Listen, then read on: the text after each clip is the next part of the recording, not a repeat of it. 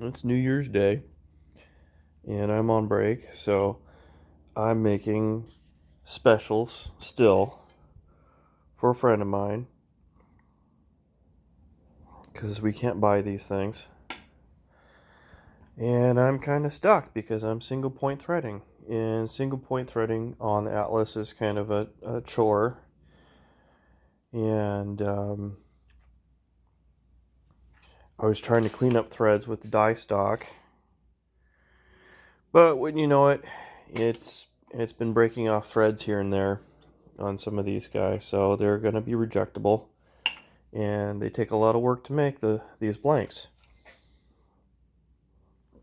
You know, I have to do the heads and everything from a solid piece of stainless, and it takes a lot of machining, and when you get down to the threads, if you screw up the threads, then it's trash. So I resorted to setting up a dial indicator on my cross slide, and that's a real pain in the ass. Set this thing up. Oop, I don't want to. Come on. Well, I don't want to hurt the.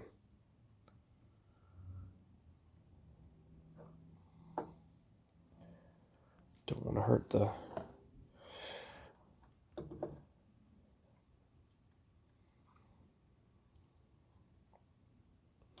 There we go.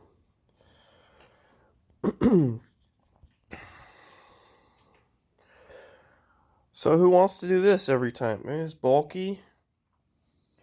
The tool post is going to crash into the support rod there for the dial indicator. This is just a really crappy setup here. So I took a look from behind, and wouldn't you know it, there's a couple of threaded holes back here on the cross slide.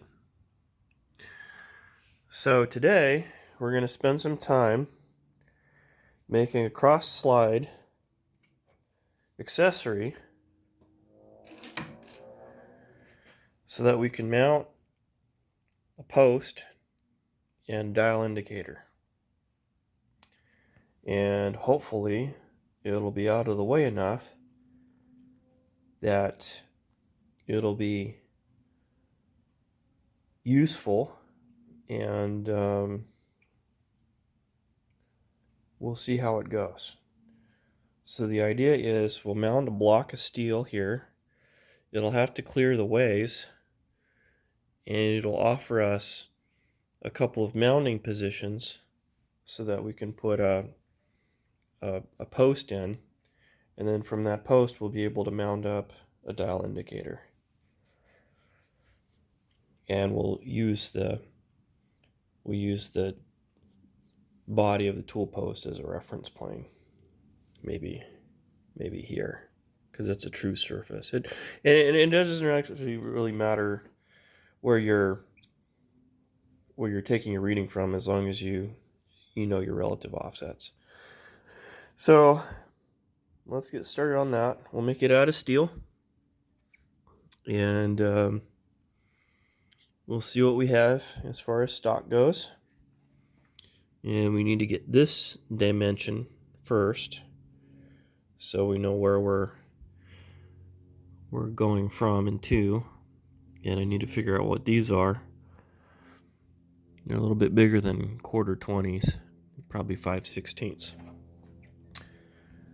So we'll get started on that and see where we end up.